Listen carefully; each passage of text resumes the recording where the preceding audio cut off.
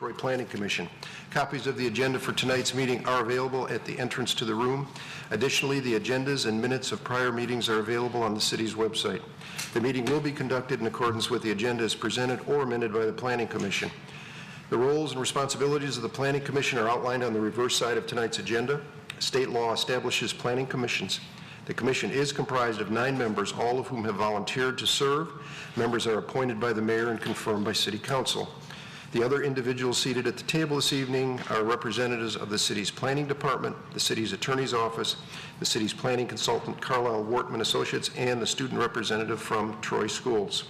If you wish to address the Planning Commission, please come forward when recognized and provide your name and address on the sign-in sheet. Please begin your remarks by stating your name for the benefit of the commissioners. All remarks are to be addressed to the Planning Commission, not to anyone else in the room. At this time, I ask that all cell phones, Blackberries, PDAs, or any other devices that might disrupt this meeting, please either be placed in silent mode or turned off. For items that are not public hearings, I will provide an opportunity for public comment. Kathy, you were doing the roll call? Thank you. Mr. Edmonds? Here. Mr. Gottlieb? Here. Mr. Hudson? Here. Mr. Krent? Here. Mr. Zanzika? Here. Mr. Shepke? Here. Mr. Schultz? Mr. Stratt? Mr. Stratt? Mr. Tagle? Here.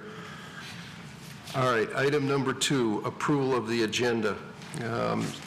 Any comments, questions? This was an updated agenda from the copy that was sent out earlier to you. What item was it? 9. Where did I just see it? 9 was, yeah, I'm looking at the wrong one. Yeah, item 9 was added. Any discussion? Mr. Edmonds? I would move to approve the agenda as published. Second. Mr. Krant, thank you. You ready for roll? Yeah. Mr. Gottlieb? Say yes. Yes. Mr. Hudson? Yes. Mr. Krent? Yes. Mr. Zanzika? Yes. Mr. Shepke? Yes. Mr. Schultz? Mr. Tagle? Yes. Mr. Edmonds? Yes. All right, item number 3, the approval of the minutes from our December 10th, 2013 regular meeting. They were in the packet. Any questions or discussion items or a motion? If I could have just a moment, Mr. Chairman. Yes, you may, Mr. Schultz.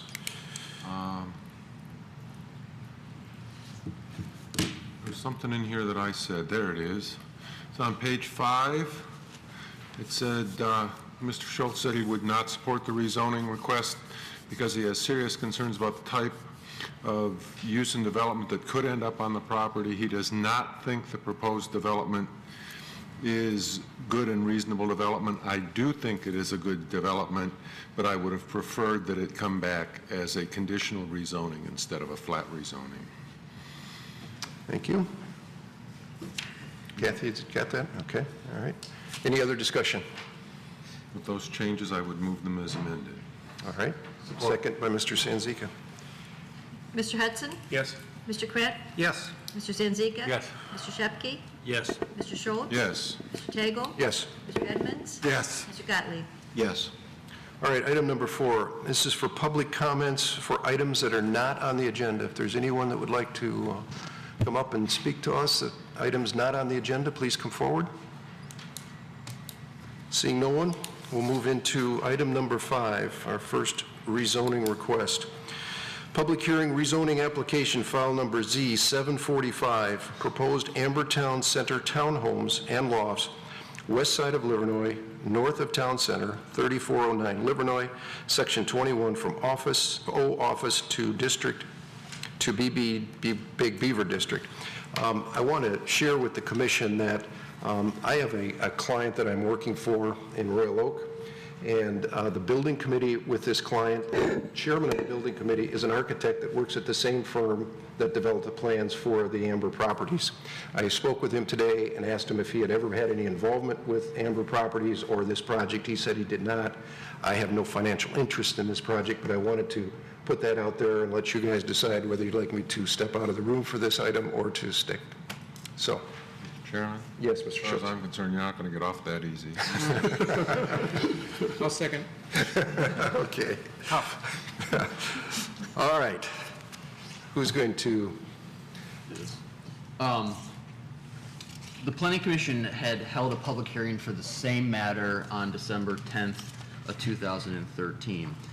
At that meeting, the Planning Commission voted 6-3 to recommend approval of the rezoning to City Council. This item is back before the Planning Commission tonight because there was an administrative error in the 300-foot mailing requirement, so we have to rehold the public hearing.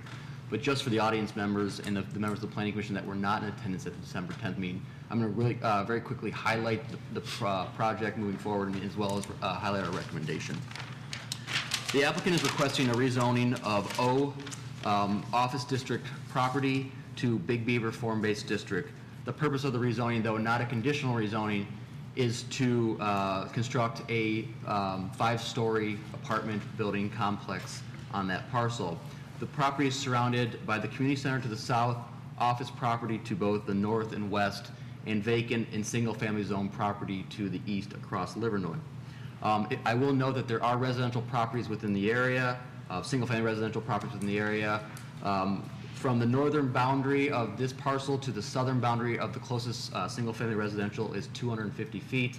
And from the actual building itself, those single-family properties are over 300 feet from this proposed apartment building. The site is designated as Big Beaver in the master plan. The submitted plan does meet the objectives of the Big Beaver master plan and is consistent with that master plan, which includes proximity of residential proximity within the Big Beaver district. In addition, we do note that the site is zoned office, as we mentioned at the last meeting, due to the number of existing properties which are zoned office and the vacancy rates that currently exist in the office market in Troy. It is not likely that an office building will be built on this structure on this parcel in the near future. I will note that we did have issues with the site plan, the conceptual site plan that was submitted at the last meeting. Subsequent to that meeting with the Planning Commission, we did meet with the applicant. They have revised the site plan based on some of our issues and concerns.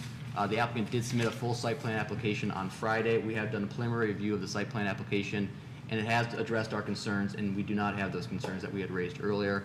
If this is approved by the recommended for approval by the Planning Commission and goes to City Council and is ultimately approved, the site plan will then come back to the Planning Commission for a full site plan review of the proposed project. But again, I want to mention the concerns that we raised at the last meeting in terms of access and location has been addressed by the applicant as part of the revised site plan submittal. So in conclusion, we do recommend approval of the rezoning. We find that the request complies with the master plan. Due to the abundance of office and office vacancy in the market, it is unlikely that office will be built on this property in the near future. The form-based zoning permits a greater flexibility in use of this property as needed, and the rezoning is compatible with the existing land use and zoning in the surrounding area. Thank you. Thank you. Any questions for Mr. Carlisle? All right, is the petitioner present? Would you like to step forward?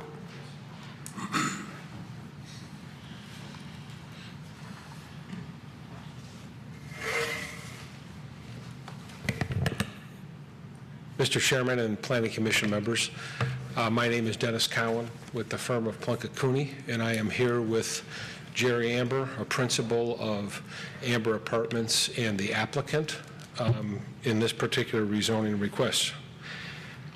First of all, it's good to be back with you again. I didn't realize we'd be here this soon, but circumstances have led us here, and we accept those and certainly want to re-engage all of the neighbors. As we did, since our meeting, we sent a letter to the additional, I think it was 8 homes that were missed. We also met with Dr. Golden. You might remember Dr. Golden came, and I think it's fair to paraphrase his meeting with Mr. Amber, that he was relieved that the building was 120 feet away from his building, and I think his objections were somewhat resolved. But I don't want to put any words in anybody's mouth, but we did reach out, we did have a meeting one-on-one to address the concerns that he had. We also met with the planning department to go over issues that they had with the concept plan to the actual site plan that was submitted. And I stood here on December 10th and told you we would present a plan consistent and at the same height and same dimensions, and that's exactly what we did. That site plan that was submitted is consistent with the conceptual plan that you were given a month ago. So I hope that I know there was some concern by some of the members about, well, what were we going to get? And you could make it 7 stories and, really kind of take full advantage of the rezoning, and we didn't. We gave you exactly what we presented to you in a concept plan with respect to the dimensions and the height, et cetera. So as a result of that positive vote last month, Mr. Amber authorized the SHW to go forward. And of course, as we mentioned, met with the planning department. I think we solved the concerns. We moved the property as far south as we could, given the parking requirements, because we did not want to ask for parking variance, and that it will not be the case. We do meet the parking requirements for the site, but we tried to move it as far south as we could. And east, which is what the planning department requested, and some other smaller changes that were made. And while today is not the time and place for the site plan review, we hope you recognize that we kept our word. We think that's very important, and that's the way that Mr. Amber operates. So today, we remain more convinced than ever that, consistent with the rationale that we submitted in my letter to you of early December, as well as our explanation here last month, that the rezoning is consistent with your master plan. It will not be detrimental to surrounding properties in the vicinity, and it is consistent with other nearby zoning districts. I also want to add, especially for the benefit of those who may not have been with us last month, that Amber operates 1,200 units in southern Oakland County. Their reputation in those communities is impeccable. They have completed 7 new projects in the last 7 years in Royal Oak and Clawson, and the 2 newest buildings, Amber Corners and Amber Crossings, have very positive tenant demographics. At both locations, about 80% of the residents hold a bachelor's, master's, PhD, JD, or MD degree. The average monthly income is in excess of $60,000. The monthly rentals for those properties are between $800 and $1,800 per month, depending on the unit. So this is by no means a fly-by-night organization, a fly-by-night project. This is something that Mr. Amber and his organization are very serious about. They really welcome the opportunity, and I use the word excited. We are excited about being here in Troy and the opportunity to build a first-class project. And I think, hopefully, if with your approval this evening and the City Council's approval, we'll be back to you in February, and I think you'll be very, very pleased with what Amber Apartments has put together. I've been with them for a number of projects, and I will say this design is the best ever that I have seen. So with that, we'll answer any questions, and we'll certainly be here to respond to any inquiries from you or our neighbors. Thank you. Any questions for the petitioner? All right, if you could have a seat. Oh, I'm sorry, Tom. Just one. I know I voted in favor of this last time, and I could see myself doing it again this time, but my question to you is, would you consider, because a couple of our members brought it up at the last meeting, a conditional rezoning? In other words, your plan as it sits is fine, but 50 years from now, someone else can build on that site and build right up to the north property line.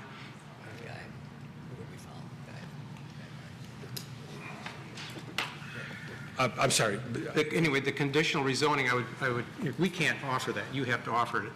But that 120-foot from the other building or from the property line, what is the dimension from the north property line to the building at this point on your design? From the north property line to our building? Right.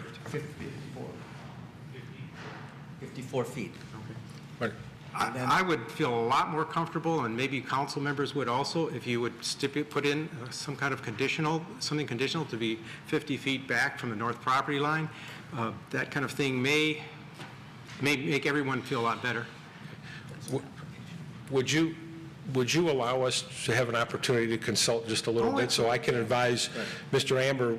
I've done conditional rezonings before. I did the first 3 ever done in the city of Royal Oak, so I understand that, but I just want to apprise him, and I think we'll give you a response. That's fine. Okay? Thank you. Anything else for the petitioner? Thank you. Thank you. All right, I'm going to open the public hearing now, so if there's anyone in the audience that would like to speak to this item, please step forward, tell us your name, and sign in.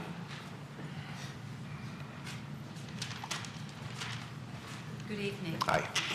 I'm Karen Cruz, and I am the president of the Westwood Park Homeowners Association. We happen to be the neighborhood that adjoins in the property lines along the proposed Amber apartment and townhome development. Unfortunately, we did not realize that there was a hearing in December. We are feeling very blessed today that there was an error administratively to allow us to come forward today to express our concerns to you. I understand that the city of Troy has a master plan, has a vision for this city, and it includes a walking area for residents, retail, restaurants, sort of a downtown, upscale sort of feel. And we in the Westwood Park subdivision fail to see how a 5-story apartment building fits in with that master plan. Along the Big Beaver corridor, you have several taller buildings where a 5-story apartment building wouldn't stick out like a sore thumb, but you put that building in that area where there's a skate park, where there is single-story medical office buildings, where you have the tennis bubble, the city offices, and the surrounding subdivisions, primarily mine, the Westwood Park one, and the Troy Meadows, and it just becomes an obstruction, and it doesn't visually or aesthetically do anything that is pleasing to the eye. Now, I also understand that the city of Troy has a concern about the fact that there is an excess of office vacancy, and that there would not necessarily be a developer interested in that parcel to put an office on that piece of land. I don't think that encouraging some sort of residential housing there is a bad thing, but it could be something where people purchase it instead of rent it in the form of a condominium, a brownstone, or some other sort of ownership interest where the residents that live there have skin in the game, that they're not transient, that they're not moving in and out as they change jobs or go to other communities to live. In addition, by having that parcel be occupied by people who pay property taxes and have skin in the game, you also support the schools. And I think we're all in agreement that Troy City schools are top-notch, and we would like to see them stay that way. I know that it has been asserted here this evening that the potential residents in that apartment building could hold bachelor's degrees, PhDs, JDs. I myself hold a JD. My neighbors in the Westwood Park subdivision are doctors, lawyers, engineers, and executives. To assert that just because you build a high-rise, very socially popular building right now, this sort of loft idea, necessarily brings in professionals is far-fetched. It's kind of like, if you build it, they will come. I can't necessarily buy what he's selling on that. You may get professional people. In fact, you might, but there's no guarantee. You cannot make a decision based on the idea that the kind of occupants in that rental building will be professional. They may or may not be.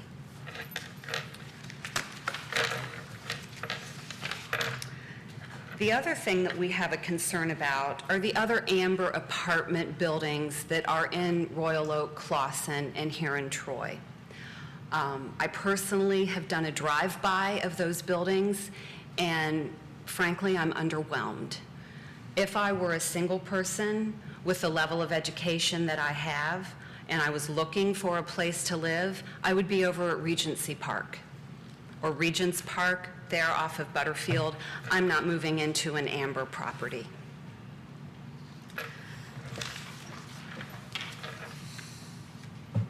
Now, I understand, based on tonight's comments, that as a council or as a planning commission, You voted 6-3 to approve this, thinking that it is in the best interest of the city and the residents.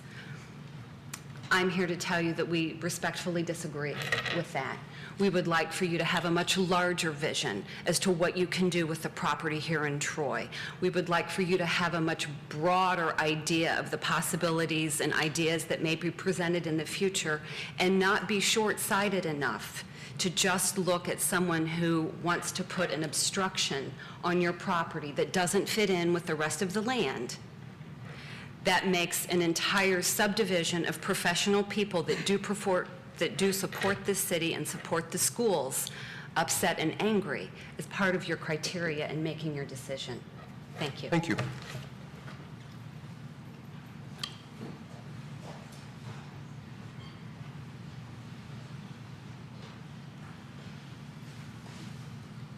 My name is Shirish Gadgil. I'm also in the Westwood Park Association. I just want to mention that what Karen spoke was on behalf of the entire subdivision. I don't want any members of the Planning Commission to feel that this was one person. The entire subdivision feels very strongly about this. We have residents in this subdivision that are staying in that subdivision for many years. This is not a subdivision that has people come in and out of the city. They're committed to the city. Most of their children have gone through the public schools of that city. So they feel committed to the, not only to the locality, but to the city itself. And I genuinely hope that that is taken into consideration. Not only what Karen spoke, but the entire subdivision is with her. Thank you. You sign in, sir, please. Thank you.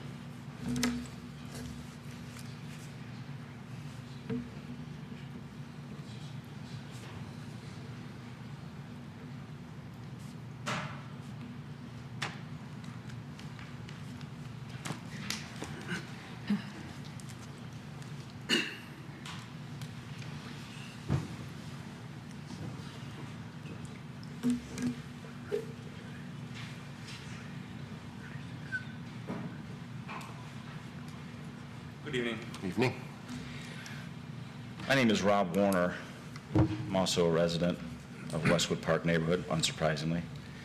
I've lived there since 1999. I'm a business owner in Troy as well, lawyer. And this subdivision, which is just north, I don't know how many of you have actually been to the subdivision. There's about 52 houses there, probably in the $500,000 range. A lot more back in the day before property values crumbled. But even with property values having taken a hit, that subdivision retained its value. Unlike many of our values slid below what we had originally purchased them for when we bought into that neighborhood when it went in 1997, 1998, 1999. Many of us are still there. That's a great subdivision. This is a very large building near that subdivision, and there are other subdivisions just north of there too, Troy Meadows. It seems a lot to me like what we're doing is we're taking a piece of Big Beaver, which is appropriate with its tall towers, and moving it up into a residential area. Where does that stop? Where does that stop on Livernois? Waddles, Long Lake? Those buildings are appropriate for Big Beaver.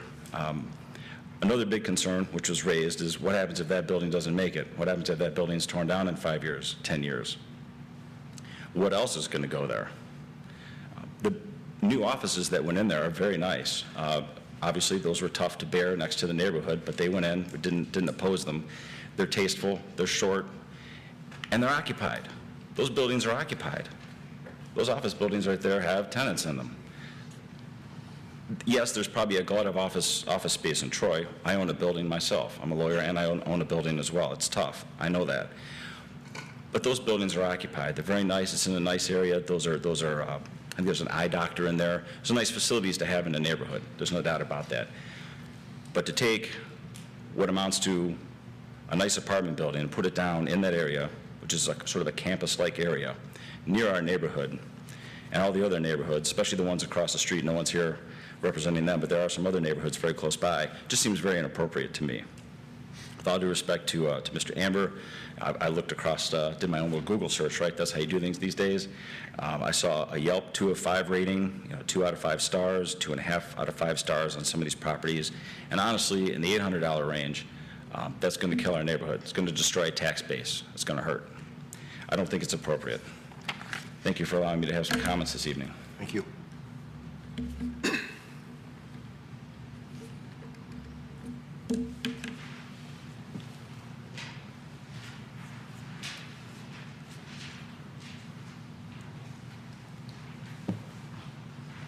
Good evening. Evening.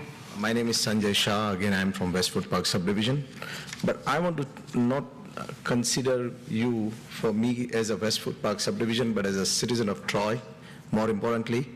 And my only comment is that just because a piece of property is vacant does not mean that the city of Troy should allow a build-up of a property or some kind of a building which does not fit in the overall landscape and the downtown feeling of the city. That's all my suggestion, that just because it's vacant and somebody wants to build something, and we should let them do that. I would appreciate if the committee would look at the overall site and look at how that building would match the beauty and downtown feeling of the city. I will appreciate that. Thank you very much. Thank you.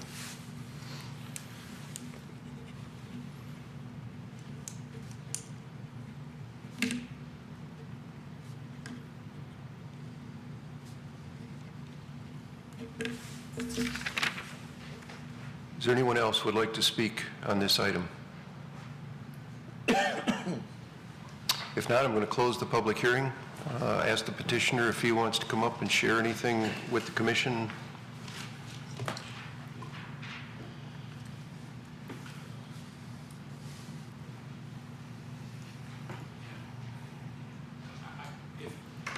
If anyone on the commission has any Okay. questions, we'll certainly answer them, but I think we've stated our case. All right, thank you.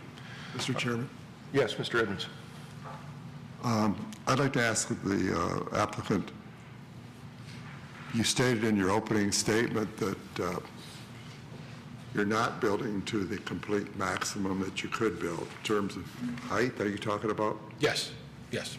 Yes, we're way lower than the height limit. I think it's 6 stories and 72 feet from memory in the form-based district. Ben would know better, but yes, so we're a story less and about 11 or 12 feet lower. Thank you very much.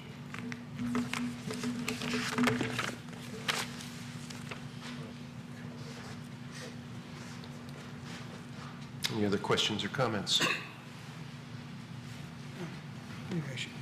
Just a follow-up, have you reached to the applicant, have you will you bring forth any other discussion about conditional rezoning? Well, yes, my client is not opposed to that. I think I'd have to defer a little bit to Brent. He knows, and I think all of you know, that we are under a time constraint with the Oakland County Probate Court. This is being bought out of a conservatorship, which we had to go to court to fight for, to get the opportunity to be here. We have a time frame. It falls sometime in March, I believe, is my recollection without looking at the document, and the purchase agreement that we have with the conservator, who has been very patient, by the way. And one of the attractions to our particular offer was because they have waited so long to try and sell the property, and I think many of the members here are familiar with the property and some of the difficulties they've had over the years. I don't know if we have to, Mr. Savinet, go through another step, if that was the wishes of the Planning Commission this evening, if we have to delay or if we can make that offer tonight, and then move forward from there to the City Council meeting next week. I haven't totally thought through the process. Nor have I. We would have to hold another public hearing with Planning Commission. I'm just thinking a lot. Ben, Sue, feel free to jump in. We would have to notify this again because you would have to provide conditions in writing to us that would involve also the site plan. Well, the site plan's been completed, so that's a lot of heavy lifting that's done. But we'd have to re-notify, hold another public hearing. You, looking in your direction, Dennis, would have to prepare a, as you know, conditional rezoning agreement. Right. And work with our city attorney's office on that, so that when it went to council, it would be ready to be signed. But at the very least, it's going to entail another planning commission public hearing, and so it's going to push this down the road to a later meeting. The earliest we could be able to hold a meeting would be February 2nd, so it's a month from now. So you're going to be delayed at least a month. And that's assuming that the conditions that you offer, whether the planning commission does or doesn't like them, they're voluntarily offered, so we take it from there.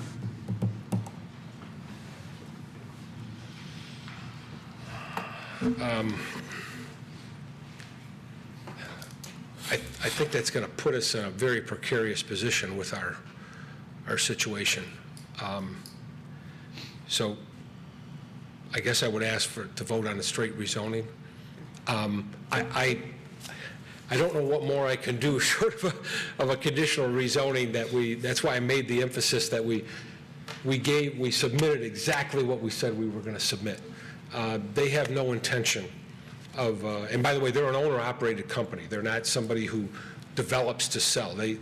All 7 properties that have been developed in the last 7 years are still in the company. They're not a company that, some companies build to sell off to investors and equity groups and everything like that. So we felt we've met, we had a meeting, and I think Brett and Ben will tell you that we met every concern that they told us about that was in the code.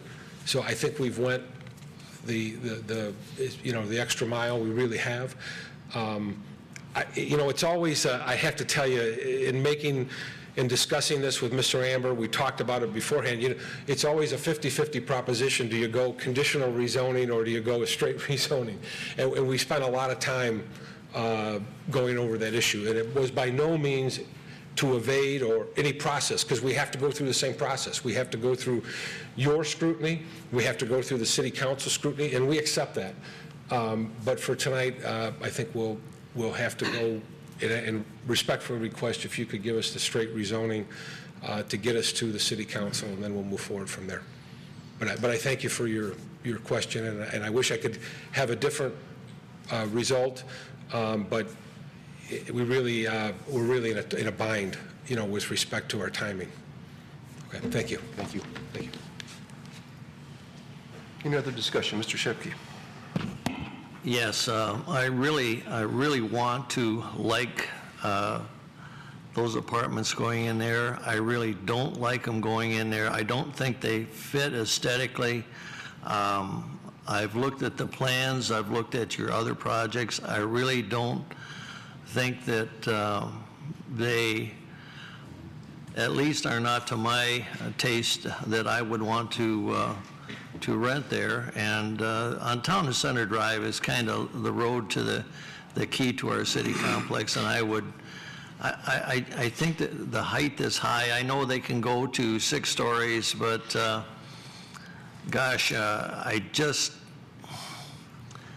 really can't. I just can't get a hold of this one.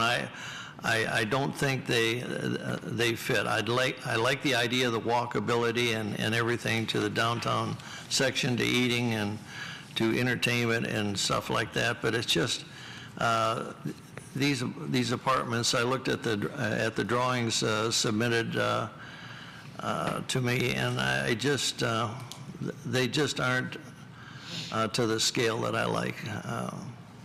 So I'm sorry to say I probably won't support this.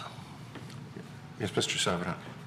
Just a reminder to all the Planning Commission, and I appreciate what Mr. Shepke just said, because there is a potential project down the road that the applicants indicated they intend to construct an apartment building on the site. I think they've moved forward in good faith, and that's the intention. But I just want to remind everybody, they're not seeking site plan approval this evening, so it's a bit of a balancing act, because they want to have full disclosure in terms of what they want to do. So there is an application on file, and there are drawings, and you tend to focus on the things that are concrete that you can really wrap your hands around. But what we're talking about this evening is not an apartment building, it is a rezoning. So the question is, does the application meet the master plan? That's the million-dollar question here. So just keep that in the back of your mind. Thank you. Thank you. Any other comments? Mr. Edmonds? I think Mr. Savignot has hit on the key question, and it does meet the master plan. That's it. It does. And for those in the audience who may not have attended the public hearings, numerous of which were chaired by Mr. Hudson, if you don't come out and comment on it, that was shown as that in the master plan. And I too, have been a longtime member of a homeowners association. I understand when you speak for a subdivision, I'm not sure do you speak for everyone in your subdivision? Did you take a petition? Okay, thank you. That's it, but I will be supporting this. Mr. Sanzica? Yes, I voted no last time, basically because I was concerned about the conditional rezoning, that I would like to see a document that demonstrated what they were going to do and how they were going to do it. But in the meantime, I think the developer has in good faith went ahead, done a site plan, it's presented to the our planning department. They've done everything in good faith. I know Mr. Cowan and Mr. Amber have impeccable reputations in knowing the quality of work that they have done in the past and seeing what they have proposed. I think I'm going to have to support the motion today. Thank you. Mr. Schultz? The proposed development, I think, would be an asset to the city. And I have little doubt that Mr. Amber is honest and forthright in what he wants to build. My issue is all the other things that could go on that property with a flat rezoning to Big Beaver District. And as a result, I can't support this. Had it come, if the drawings that we have been provided, which we are not considering tonight, were part of a conditional rezoning, I would be 100% in favor of this development. But the potential for different setbacks and things, if something else were to be built on this property after the rezoning goes through, would just have way too much impact on the surrounding area, so I will not be able to support this as a flat rezoning. Thank you. Anyone else? Yeah, Mr. Sanzica. I'd like to make a motion. Well, before you do, Phil, let me just say a few things for consideration. And some of the things I've heard tonight, there are always two sides to the same coin. We've heard some aesthetic issues, a concern, they don't like the way it looks. Quite honestly, we've got too much boring stuff in this city. This is a bold statement. I don't disagree with that, but there's nothing wrong with being bold. We've heard that it's at the entrance, the secondary entrance to our community center, our civic center. I think that's an appropriate place for it to be. It says something. It says this is you're entering into a different area. It's a bookend to the 6-story building that's at the corner of Livernois in Big Beaver. There are a number of trees that are really going to diminish the harshness in this building as far as its height. The building to the north, it's a 35-story or 35-foot high building approximately to the ridge. So this building is only another 30 feet higher than that. So it's not like the 1-story building next to it is a 10 or 12-foot high building. So I think for a lot of reasons that we've heard negative comments about this project, I think those can be also viewed as positive things for it. So, Mr. Savignot. Just in terms of process for those in the audience who maybe aren't really familiar with planning and zoning process, the Planning Commission's role in a rezoning application is to make a recommendation to City Council. So what they'll do tonight is make a recommendation. It's not approval, it's a recommendation. we'll take that recommendations forward to the city council, who holds another public hearing. So everyone who got a notice for this evening's meeting, and we got it right the second time, I apologize for missing a couple addresses last time, you're going to get another notice informing you when the date is for the council meeting, okay? So you'll have another opportunity to attend a public hearing and make comment on this application to city council. Secondly, as you heard me indicate, there is a site plan on file. If the project is rezoned, they seek site plan approval. It's been submitted. If you want to email me, I can email you the site plans. If you want to swing by the Planning Commission counter on the second floor just over here, between 8 and 4:30, you can review the site plan in person. Okay? Thank you. Thank you. We ready for a vote? Kathy? We have to. We don't have a motion. We need something to vote on, Mr. Chairman. See, Steve, you don't have to speak. All right, do we have a motion?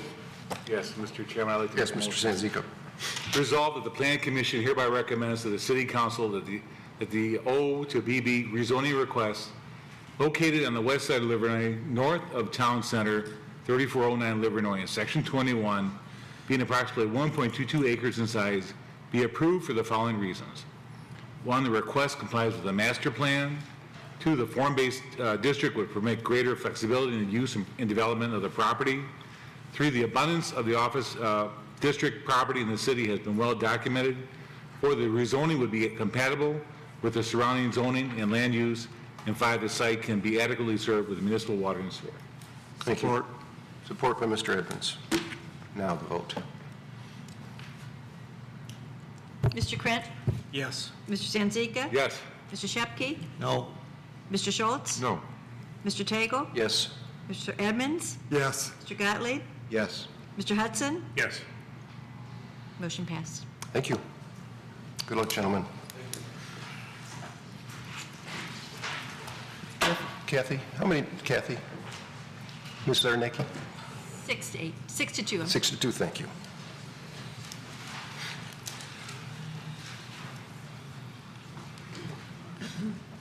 All right, let's move on then to the item number 6. This is another public hearing. The rezoning application, file number Z739, proposed professional medical building west of Rochester Road, south side of Colebrook, 3545 Rochester Road, Section 22, from R1C, One Family Residential District, to CB Community Business District. Mr. Sabanat, you guys are switching up. Threw you a curveball, Mr. Chairman. I'm presenting this because for some of you on the Planning Commission may remember, this is the second time we've considered this application. The applicant seeks rezoning of the rear portion you see on the screen here, that residentially zoned portion shown in yellow of 3545 Rochester. Their intention is to develop a medical office building on the property. The property has split zoning, and I'll get to that, the reason why it has split zoning in a second. The eastern portion that fronts on Rochester is zoned CB commercial business, and as indicated a few seconds earlier, the rear portion zoned residential. In 2012, the applicant sought a rezoning for the residentially zoned piece, and that's the only piece they owned. You just asked them. Thank you. I'll take it. Ben's got it too. In 2012, the Planning Commission recommended denial of the rezoning request and recommended that the applicant combine the subject parcel, which is the residential parcel, with the lot on Rochester Road to create one developable parcel. The lot on Rochester Road, in and of itself, was a remnant parcel that was acquired when Rochester Road was widened. When the city basically had to acquire that parcel, because when they widened Rochester Road, they took so much from the parcel to add to the right-of-way that it was essentially unusable, undevelopable. So it sat there. So the city sold it. We kind of crossed our fingers and hoped the applicant was the winning bid, and the applicant was the winning bid. So they've combined, the property's combined now,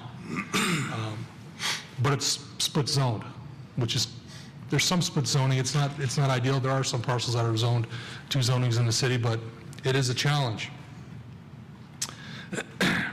If it's zoned, it's gonna allow the applicant to construct a medical office building on the site. It'll be large enough.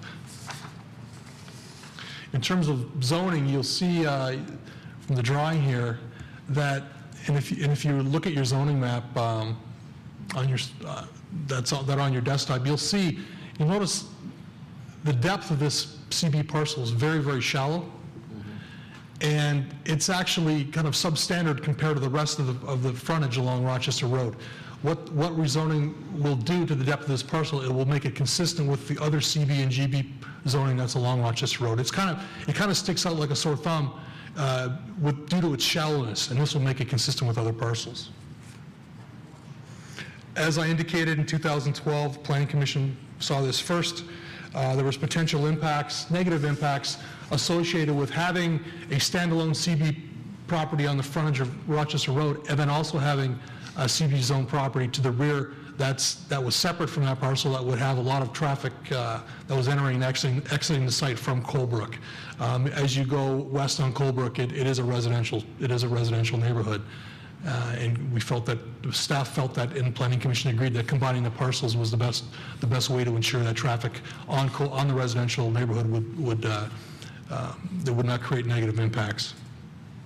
The parcel is consistent with the master plan, which does call for this type of zoning at this location, mixed-use zoning, including commercial zoning. The applicant did provide a conceptual site plan, and this is that dance we're doing again, where we require on the application that the applicant provide a conceptual site plan. It's non-binding. It's not site plan approval, but it does provide for residents, for staff, and for the Planning Commission, it does provide conceptually an idea for what the applicant wants to do. And you see from the drawing, they do intend, it's very rudimentary, very simple. They do intend to construct the medical office building as close to the right-of-way as permitted, with parking in the rear buffered from the neighbors. Again, non-binding, we're not approving the site plan, but this is an idea that this is what they generally intend to do once developed. And it does provide somewhat of a snapshot that, yes, conceptually, a medical office building can fit here and can be approvable. So that's the reason for requiring the drawing.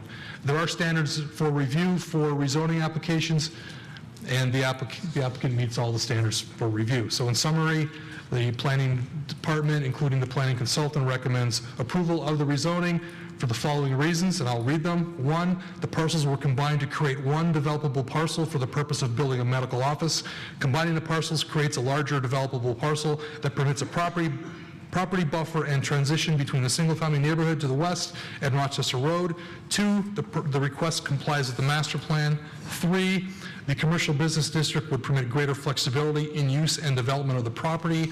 4, the site has been vacant for single-family residential use. 5, the rezoning would be compatible with surrounding zoning and land use. And 6, the site is adequately served with municipal water and sewer.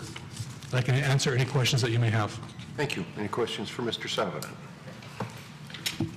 Hi, Mr. Gottlieb. Just a clarification, and I understand what you said, that they've been tied together. I just want to, for my own understanding, make sure that that means that they cannot then be subsequently separated? My concern is, I agree with what was done in the past. I wouldn't want to see an end run done to circumvent the intent. Is your question, would this prohibit splitting the parcel moving forward? Does it? Yes. Yeah. No, it would not, but as I indicated earlier, it is still a relatively small parcel, and as it was prior to the assembly, the frontage was really too small. Certainly, given the location of the existing building, was unusable. You couldn't park it. But it's still so limited in terms of area. Also in terms of zoning requirements, there's 2 fronts, so it affects setbacks. So theoretically, it could be split, but practically, it wouldn't work. Thank you. Any other questions for Mr. Savanen? Mr. Sheckney? Did you have one? Sure. I really like the idea of rezoning it. I think that that brings it up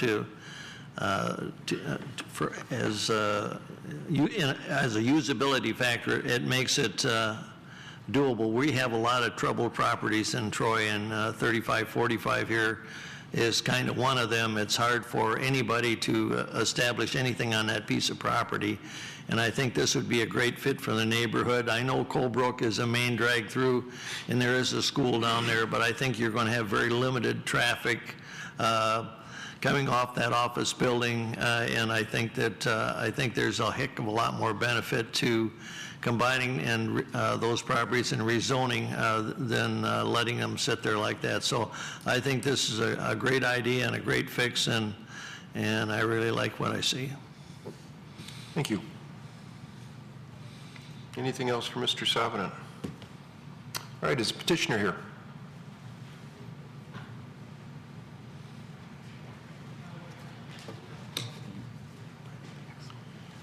Good evening. Good evening. My name is Artur Kokai, residing at 17106 Eddington Drive in Commerce Township, and I'm here representing the owner with this project. I'm actually the architect. Okay.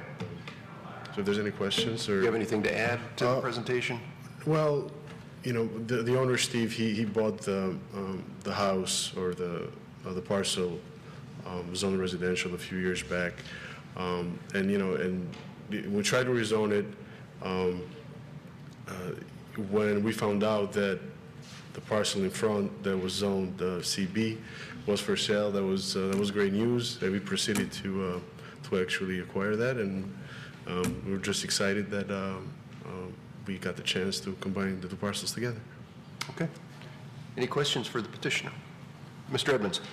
On your concept plan, is the only entrance or only off of the street, is it off of Colebrook, or is there one off of Rochester Road too? No, there's two existing curb cuts right now. There's one off of Rochester Road, and then there is one off of Colebrook, but both don't work with the way the building is laid out on the site. Actually, we did speak to engineering. Go ahead.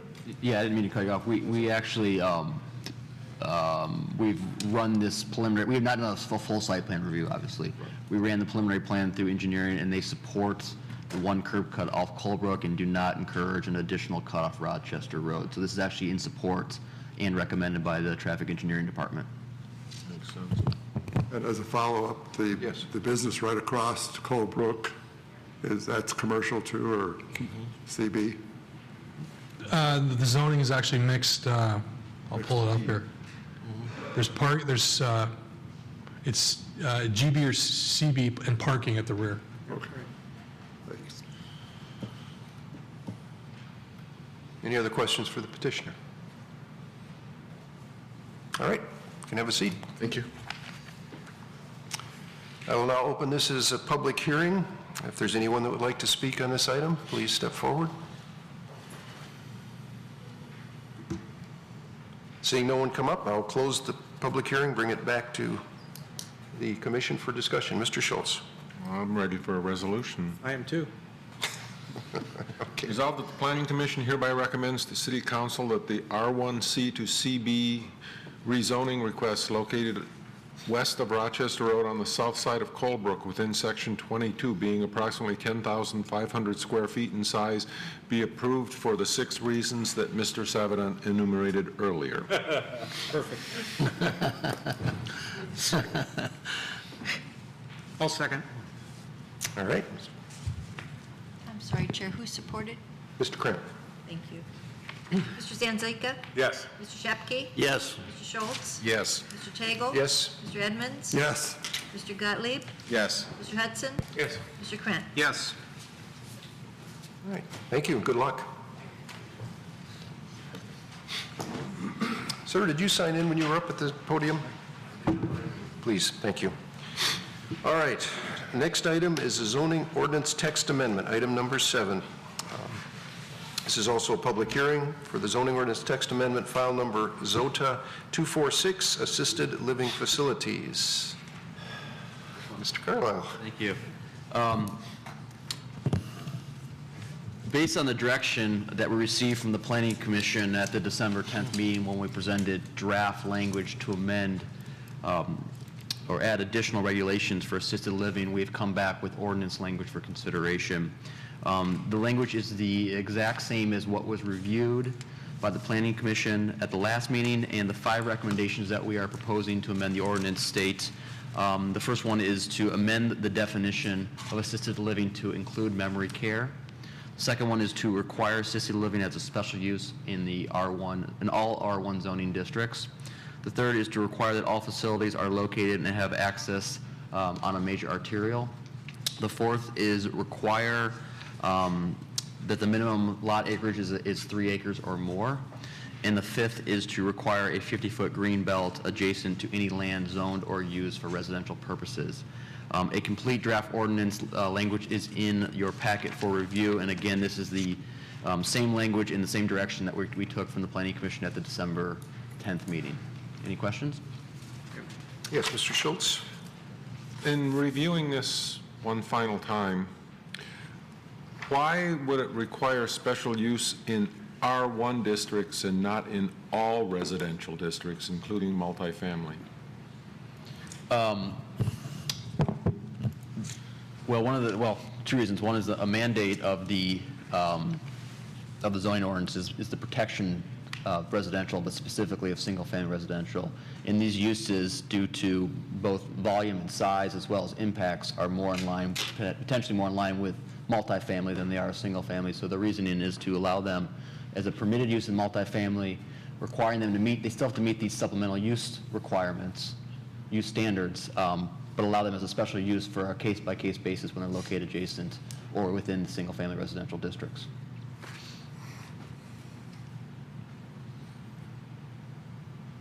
Is that good? Yep. Mr. Shipke? Yes, I would like to see in that ordinance also some kind of an 8-foot wall or something like that that can be used as a light and a sound buffer to the proposed assisted living or memory care facility. I really feel that cars in the parking lots coming in, because you don't know if there's going to be any kind of traffic coming in at odd hours and that, and I think headlights can be a real distraction from any adjacent residential neighborhood. So I would like to see a little bit more than just a 50-foot green belt. I know in that other one that we voted on, there was a 3-foot berm with shrubs on the top, and I think that was woefully inadequate, and I would like to see something added to this to make it a little bit more of a permanent barrier between a residential and a commercial piece of property like this. That's my 2 cents. Thank you.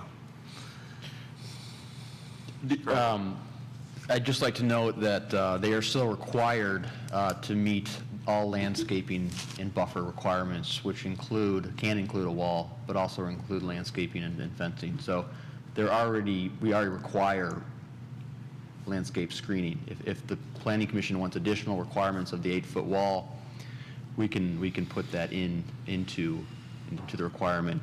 Again, I also want to reiterate, if they're in a single-family district, they go through the special use process, as we're recommending. That allows the Planning Commission to put additional considerations or conditions on the proposal, which could include an 8-foot wall. So that could be handled on a case-by-case basis rather than blanket requiring as part of any application for assisted living facility. Yep. Mr. Chair, just to really kind of reinforce what Ben just said, by changing the process from by right to special use, it really triggers a higher level, a higher degree of standards that the applicant must meet, as well as the ability of the Planning Commission to condition approvals and to, it really kind of raises the bar. So I think what Mr. Shepke is indicating is he wants to protect single-family residential neighborhoods. That's clear, and that's really the intent of these amendments, is to, again, raise the bar and provide an opportunity to the Planning Commission on a case-by-case basis to increase the buffering, be it through landscaping, through berm, through wall, through a combination of all those through the special use process. So what it does, Mr. Shepke, is it gets us there. It does get us there. Without specifically having it listing it as a standard, it still has the effect of getting us there where you want to go. Thank you. Thank you. Yes, Mr. Krent. Just a quick comment on the actual layout of this ordinance. I wanted to ask staff, is this the exact wording, layout, table that will go into the ordinance, into our book of ordinances? The reason I'm saying that, and I just want to, instead of you digging through everything, on that table, it doesn't list what the various abbreviations are, like P and S and NP. I think it's always helpful to put in an ordinance, maybe underneath that table, just define what those initials mean. This is just a snapshot of the whole use table. In the use table in the ordinance, P, S, and / are indicated what they are. So this is just a snapshot of this particular use in the table. But the table itself has all those designations in the ordinance itself. So Very good. we're only amending this section of, or portion of this use in the use table itself. It's one row. Okay. Just one row. Yeah. Thank you. Thank you. Anything else? Just, can I mention, I'm sorry, I'm taking over the microphones tonight. Just for the record, we did map out the parcels that would qualify for these types of facilities that met all the criteria that we listed, and they're shown on the map above. As you can see, it's larger parcels that are frontage on major thoroughfares that are appropriately zoned. Thank you. All right, I will open the public hearing for this item. If there's anyone in the audience who would like to speak to that, please step forward. Seeing no one, we'll close the public hearing, bring it back to the commission for discussion and vote. Mr. Edmonds. I'm ready to propose a resolution. Okay, Mr. Schultz, was that all right? Would you have any? Okay. Resolved that the Planning Commission hereby recommends to the City Council that Articles 2, 4, and 6 of Chapter 39 of the Code of the City of Troy, which includes miscellaneous provisions related to assisted living facilities, be amended as printed on the proposed zoning ordinance text amendment. Support by Mr. Schultz. Mr. Shepke? Yes. Mr. Schultz? Yes. Mr. Tagle? Yes. Mr. Edmonds? Yes. Mr. Gottlieb? Yes. Mr. Hudson? Yes. Mr. Krent? Yes. Mr. Zanzika? Yes. All right, good work, guys. All right, next item, number 8, is a preliminary site condominium plan review. Proposed Hunters Park, 21 units / lots, east side of John R. between Tucker and Mayflower, 5390 John R., Section 12, currently zoned R1C, one family residential district. Mr. Carlisle. Yes, the applicant is requesting approval of a 21-unit, single-family detached site condominium project located on a parcel approximately 7.9 acres in area. The site is located on John R. and will share an access with the approved Bridgewater site condominium project, which is located just to the north. The site is surrounded by R1C zoning and single-family development on all 4 sides. The 21 lots, as shown, do meet all the R1C district zoning requirements. I note that all the 21 lots will front on a new public road, which runs perpendicular to John R., and the road does include a stub on the south. If and when the southern parcel is developed, this can provide connectivity. We will note that we have asked the applicant to provide some sort of landscaping treatment of the stub in case that connection never occurs. In our report, we did note that the site does have some significant natural resource difficulties on it. The first we note is that site has numerous trees. I believe that the tree survey indicated approximately 3,000 trees. Many of these are of significant size and maturity and quality species. The applicant notes in their plan that they are planning on removing all trees on the site, and selective clearing might be approved by the builders as they go through the site, but for the most part, due to grading, we think that pretty much all the trees will be removed as part of the development. The second thing we note is that the front of the site is located within the 100-year floodplain. What this simply means is that the applicant will have to provide compensatory cuts and allow for additional stormwater detention, as well as obtain necessary DEQ as well as FEMA approval. We did run this plan through the engineering department. In their preliminary approval, they do not have any issues with the proposed grading and drainage as shown, and they don't feel that the necessary cuts will necessarily impact the site plan as shown by the applicant. They just need to work through the final engineering and get their final permits with the state and FEMA.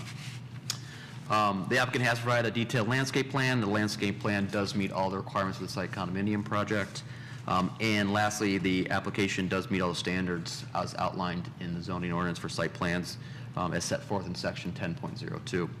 Our recommendation is that we recommend preliminary approval contingent upon the applicants identifying the landscape treatment of the stub, as well as updating their site calculations, which shows actually 22 units when in fact they're actually proposing 21 units.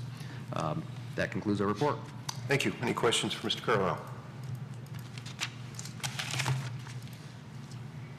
All right, seeing no one, petitioner like to step forward. Good evening. Good evening. John Thompson with Professional Engineering, representing Mondrain Properties this evening. I think that Ben did a great job in describing the site.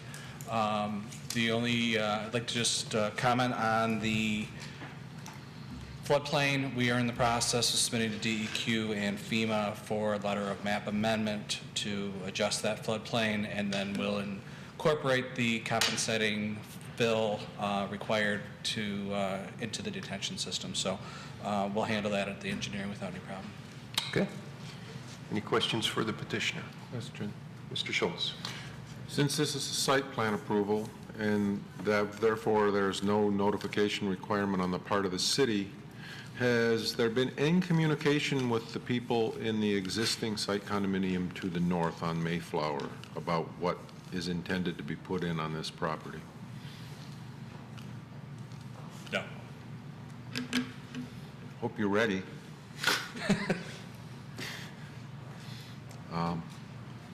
We really encourage that when you're going to put in a new development, but I just wanted to make sure that, I assumed it had not been done, but I just wanted to have it on the record that nothing has been communicated to the surrounding neighbors.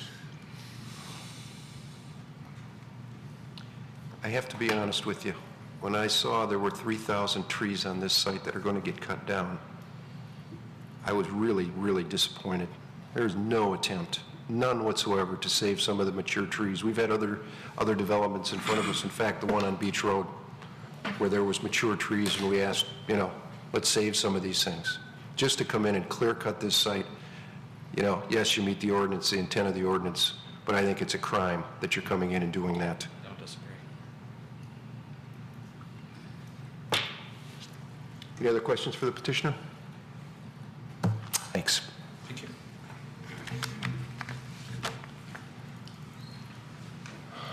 Well, this is not a public hearing. If there's anyone in the audience that would like to speak to this, please step forward. Seeing no one, we'll bring it back to the table for discussion and vote. Mr. Sanzico. Just curious, what were there any notification requirements for this? Not for preliminary site plan approval, no.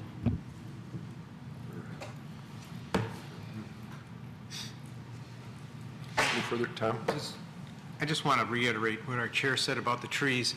This is such a cookie cutter layout. It's just obviously maximizing, and you're all within the ordinance. I mean, there's nothing that I can say to change anything, but I've seen so many developments across the country where America has been branded with, oh, all we do is clear cut and then put in little cookie cutter identical homes on square little lots. And this just exemplifies that. I really would like to see a lot more preservation of trees, keep it looking more natural.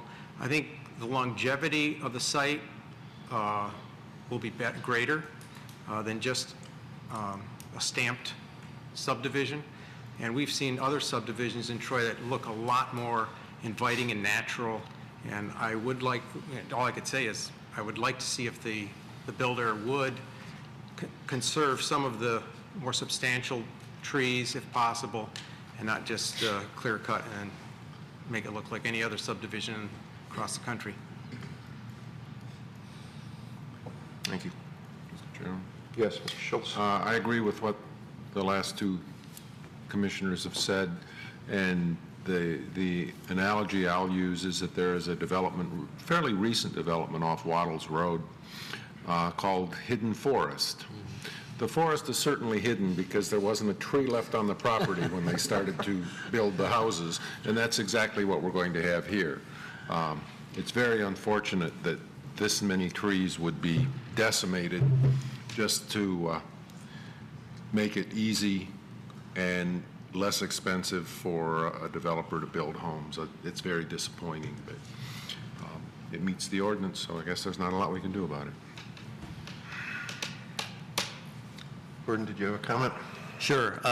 Again, the trees, I know that it's a lot easier. I worked construction for many, many years, and I know it's a lot easier to build with it when the trees are all knocked out of there, but I also know that mature trees can add a whole lot to the value of property when the houses are built.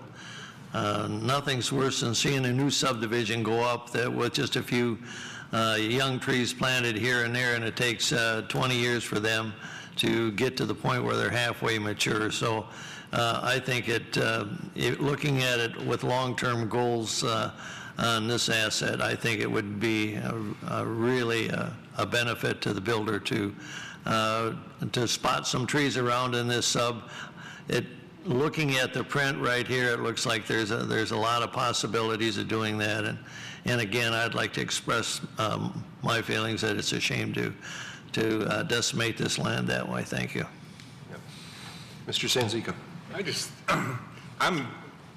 I can understand where the developer's coming from. There's no requirement for them to save the trees. There's no tree ordinance that I'm aware of. And why should the developer spend the additional money to do it, even though it may be more marketable and the lots may be more valuable, but he's maximizing the use of the property. So, what benefit is it for him to do that?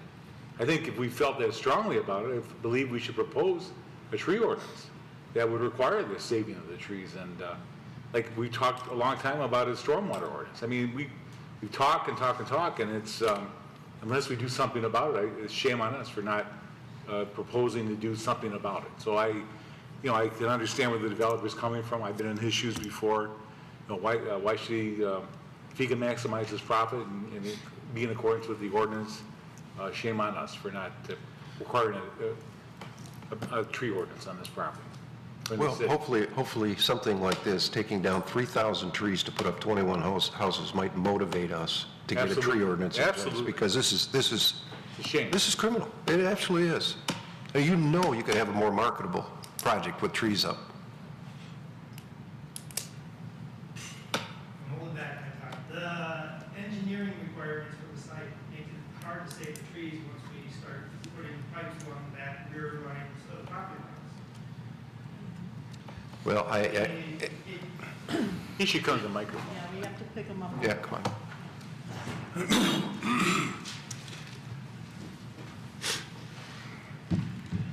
Good evening, Joe Miniacci, Mondrian Properties. I've been before the board many times, and I've brought quality projects to the city every time.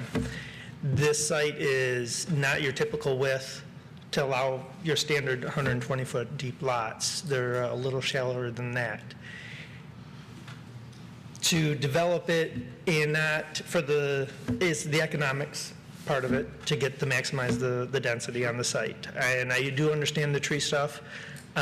We do try and save trees when possible. Matter of fact, the whole dance around Beachview when we went to go put that in was to consolidate it in order to leave more open space. And by the time we we went full circle on that site and came back to the original site plan that we submitted, although we did spot some trees that we could save on the site. By the time we put the drain pipe that parallels the same drain pipe that's on the north side of the subdivision, double draining the sites, you have to have 15 feet wide just to do that. Then the building envelope, it doesn't allow for much trees to be saved on the site.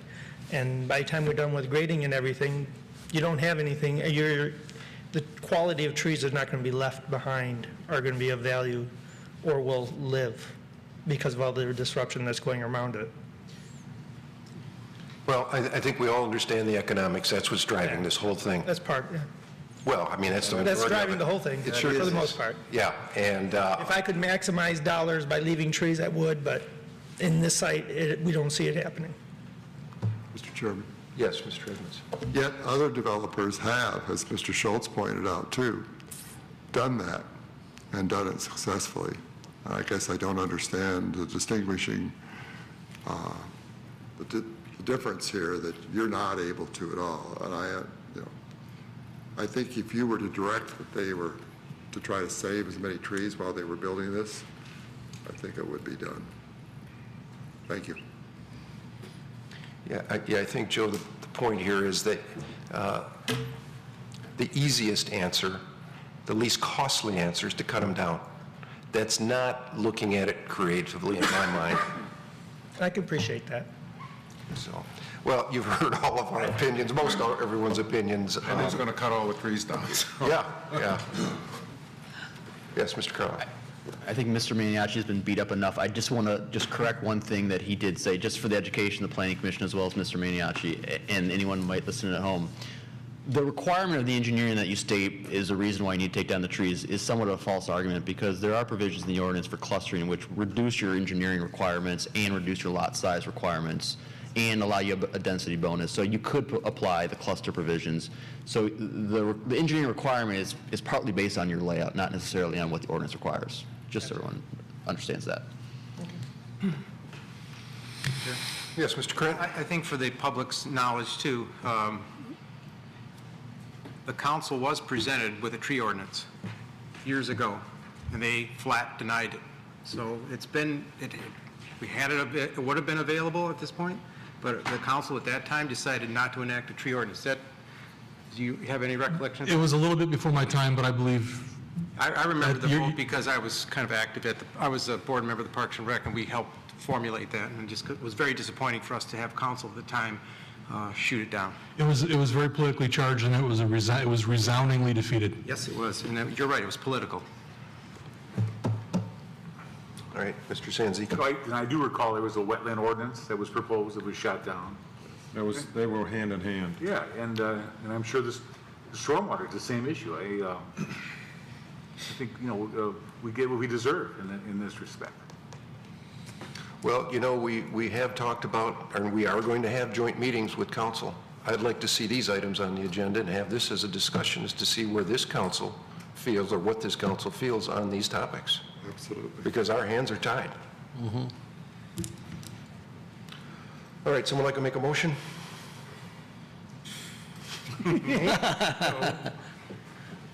Go ahead, you're the new guy. Sure. I'll help you through it. Go to the top. Oh, that's the top? Yeah, go to the top. It's okay, just take your time. No, wait. Keep going. Funny but say it. A little bit more. A little more. No, keep going. Page 44, did you say, Mr. Schultz? Page 44 is 60. Page 44. You'll get there. Too far. No, hit that thing and make it big. Go to, no, this one right here. Yeah, make it, yeah, good. That would be really close. And then you have to slide this over. Oh, that's good. All right, now. Now we got to find it. Yeah, you just got to go. There you go. That resolution. Yeah, you keep going a little bit, down a little bit more so you can read the whole thing. There you go. Okay. Right there. Starting at resolved. Yes. Resolved the preliminary site condominium approval pursuant to Article 8 and Section 10.02 of the zoning ordinance as requested for Hunters Park site condominium, 21 units lots, east side of John R. between Tucker and Mayflower, Section 12, currently zoned R1C, one family residential district, be granted subject to the following. 1, identify landscape treatment of the stub. 2, update site date calculations. That's it. Mr. Chairman? Yes, Mr. Schultz. I'm not going to second, but I believe it's supposed to be site data calculations, is it not? Instead of site date calculations? Site data. Would you like to amend that, Mr. I'll amend that to 2 being update site data calculations. Okay. Do we have a second?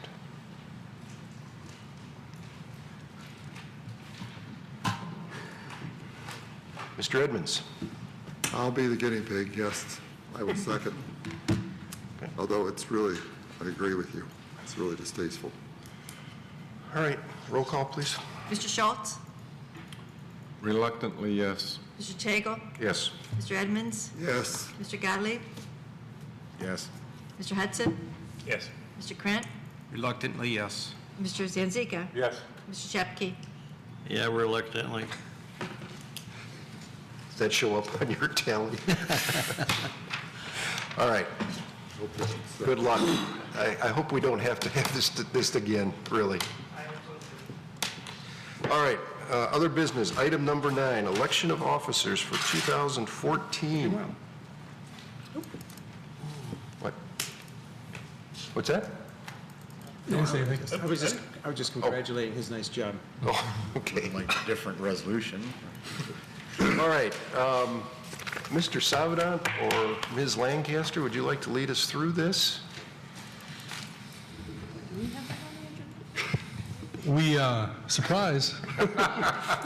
So when I put the agenda together, I believe it was Mr. Edmonds called and reminded us that we should have had the election of officers on the agenda for this evening, so we amended it and placed it down in front of the Planning Commission, and you didn't get a copy.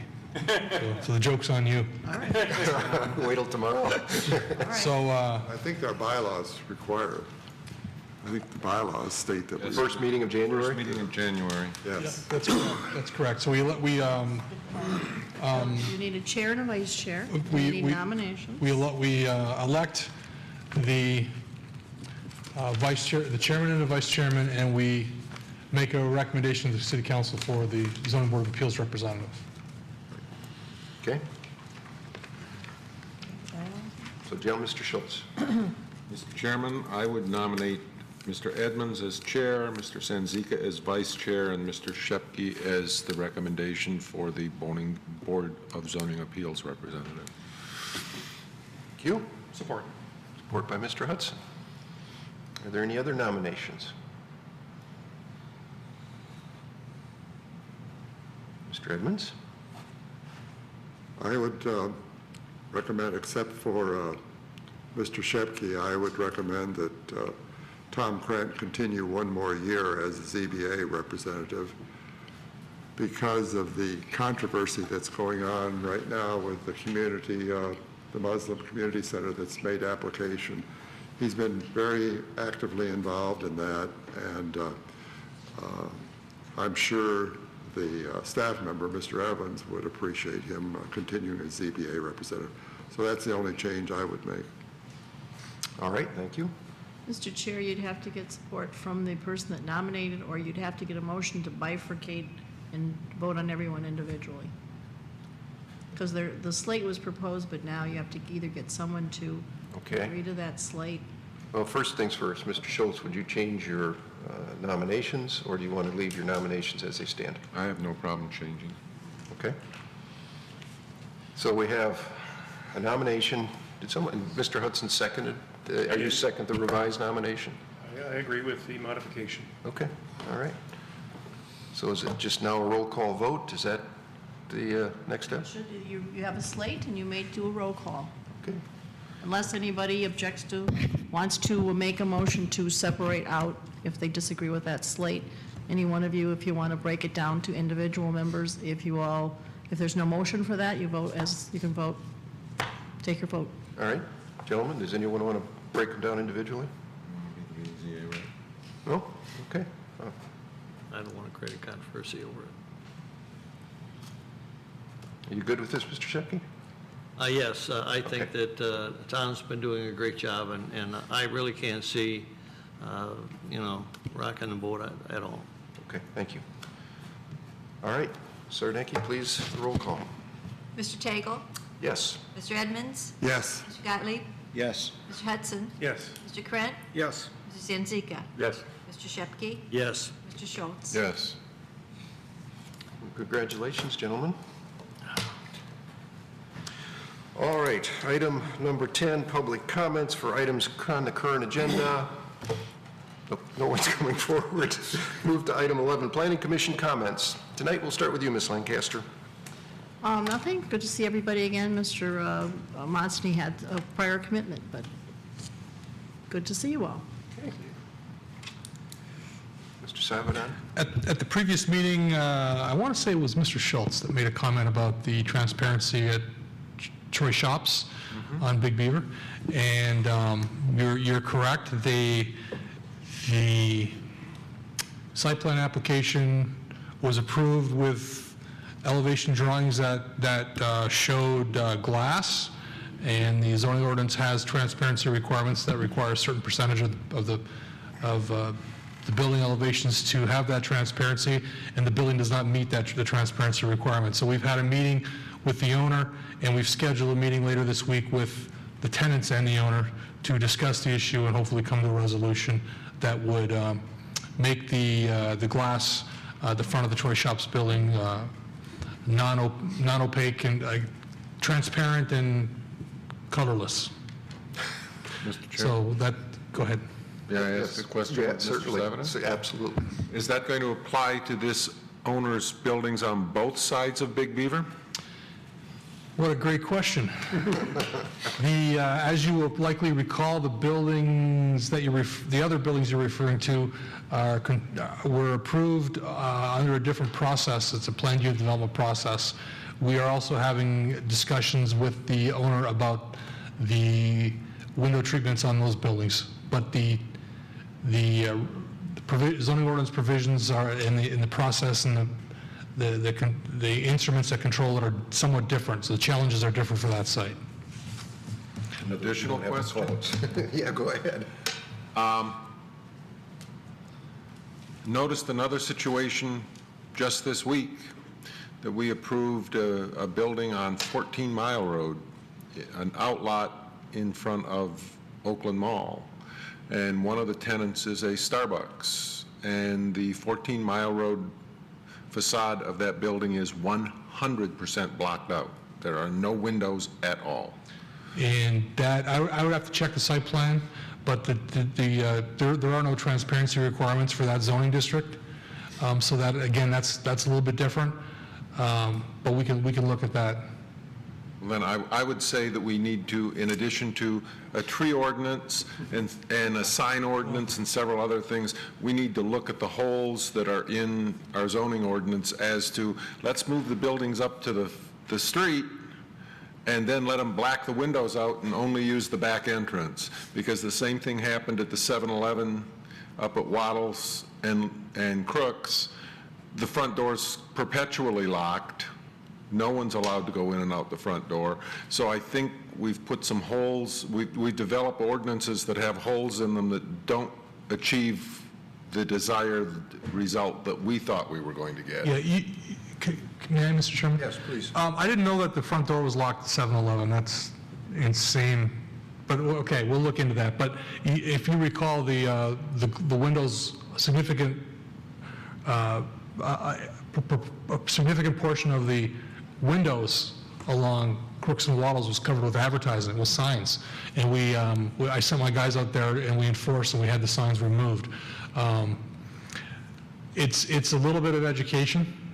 Why you would want to cover your windows and cover the products you're selling and cover the activity that's going on in your business from 50,000 cars a day that drive by, I have no idea. I think it's a poor business model, but what do I know? But you're absolutely correct. In terms of, let's dial it back to the Troy Shops, which is really what we're talking about here in terms of the transparency requirements, because it's form-based. There was a disconnect, and it was partly my fault, quite frankly. We adopted the new transparency requirements, but we did not make a concerted effort to educate the building department, who reviews and approves the interior build-outs for these buildings. So the planning, we go to great lengths to review the site layout, to review the elevations, to make sure it meets the transparency requirements, and then without closing that loop with the building department, they're applying the building code. Kind of unbeknownst to them, there was also transparency requirements. So that was a guinea pig. That was the first building the first retail building that was permitted and constructed under the ordinance, and we've met with the building department. So that loophole's been closed. Moving forward, the problem is we have one in the rearview mirror that we're dealing with to make it right. So there's an ongoing process and communication with the applicant to make it right, and Obviously, you'll be able to stay posted on how it's proceeding, because I'm sure most of you drive by that building on a regular basis. But we'll give you an update at the next regular Planning Commission meeting and let you know how things are going. Fair? Fair. Mr. Hudson. 5 years has passed since we had a master plan, and we've been talking about reviews of that master plan. I'd like to know when we're going to have a meeting and some issues on that master plan before us. Want to jump in? Go ahead. Do we actually have do we have an actual date for the first? No, I'll jump in. We've had a lot of internal discussions amongst our team about proceeding with the master plan. The primary focus is going to be on Maple Road, some looking at Big Beaver as well as Northfield, and Rochester Road as a separate entity as part of that. As part of the Maple Road, the Northfield area, North Troy area, and Big Beaver, we're starting to schedule what we're calling a real estate forum, where we're actually bringing in some people that have understanding of the market and understand some of the limitations on the development of those areas based on our zoning and our master plan, and seeing how we can make changes. We're just starting to kind of flush out what the agenda for that's going to be. Obviously, we're going to have the Planning Commission heavily involved in that. We have not picked out a date yet, so it's still we're still moving forward internally, but we're going to keep the Planning Commission abreast as we move I forward. think we're moving slowly. I think I'd like to have a timetable established so we have a goal. That's all. And we'll also do is have like a kickoff meeting with Planning Commission, lay out the schedule, lay out the anticipated dates, and we'll get everyone on the same page, and take it from there. Is it reasonable to ask that next meeting we could have a schedule? That's reasonable, yeah. Okay, thanks. Mr. Grant? Mr. Gottlieb, just for your knowledge, at the end of the meeting, we just go around if there's any comments either on tonight's proceedings or, like as we've heard, other items that have come up, we give you the opportunity to share that. Thank you. Just glad to be here. Looking forward to working with the commission. Great, good to have you. Mr. Schultz? I would like to thank Mr. Cagle for doing an outstanding job as chairman for, I believe, the last year and a half or so. Yeah. You did yeoman's duty and did a wonderful job. Well, thank you very much. Thank you. It's been my pleasure. Even when I forget to call for a motion and ask for a vote. That's why I sit here, just to help out. Hey, you. I'd like to second that. You've done a real wonderful job, and you've had some real tough situations, and I really look up to you, and the job you did is wonderful. There's a couple of things I'd like to bring up. One is we have several new businesses moving into our city, and we really haven't addressed anything to do with the sign ordinance.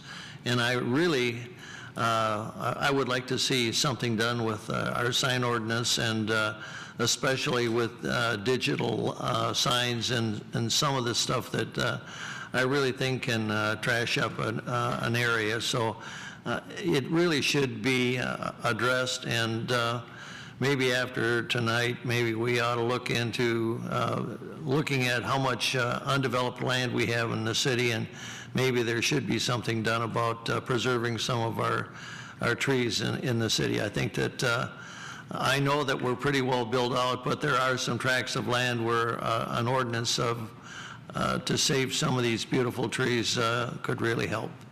So that's my 2 cents. Thank you. Thank you. You know, again, I'm kind of a belts and suspenders kind of guy.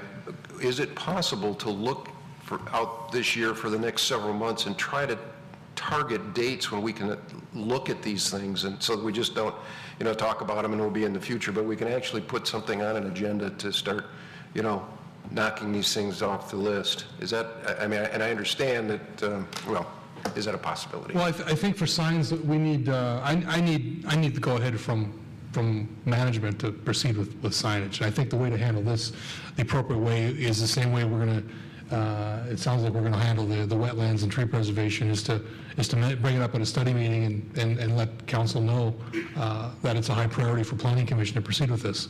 And then get the nod from council, and we can start moving on it. Has there been any discussion as to what the next meeting with council will be, next study meeting with council? Yeah, one of the priorities is the building height in the GB district along Rochester Road. And I'm drawing a total blank on the second item. The master plan update. Master plan update, thank you. Has there been any discussion as to when that joint meeting will be? I'm sorry, yeah, it's, February 11th. it'll be February 11th, it'll be at 6 o'clock. Well, this is just, I mean, I'm getting head shake, this is just getting fleshed out as we speak. I mean, I'm not trying to surprise anybody here, but this is, so it'll be at 6 o'clock in the council boardroom, and then we'll have the regular meeting here at 7:30. It'll be a 1-hour meeting.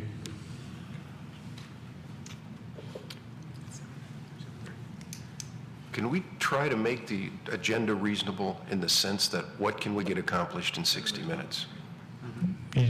2 items. Yeah, they're meaty items. I mean, I guess I really would like to go into that, and Don, you're really going to be taking over this, but I'd really like to see some focus as to maybe some discussion points or some direction for us to target. Thanks.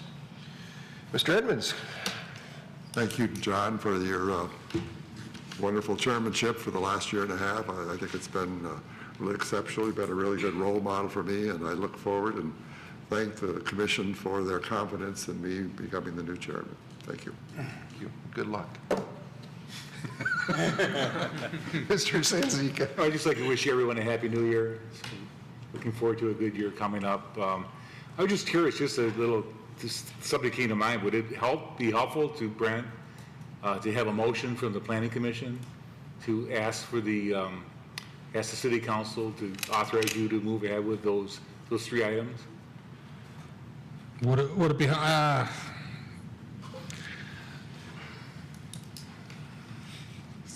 don't know.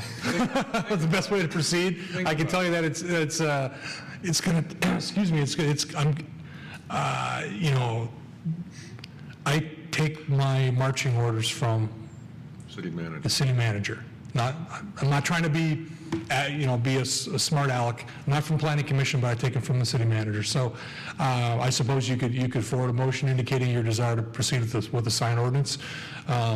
You may want to put, rather than do it tonight, you may want to put some thought into it and not that you're going to have a very articulately stated resolution, but maybe wait a couple weeks, make sure you really nail what you want to say and then do it that way. But I don't think Mr. Sanzika can well articulate it. I have 100% confidence that he can articulate it.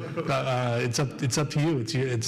No, we could wait. We can work on it together. I'm sure Brett and I can put something together. Okay, good. The other point I'd like to make is that I had a wonderful dinner at Bonefish Monday night. Beautiful sight.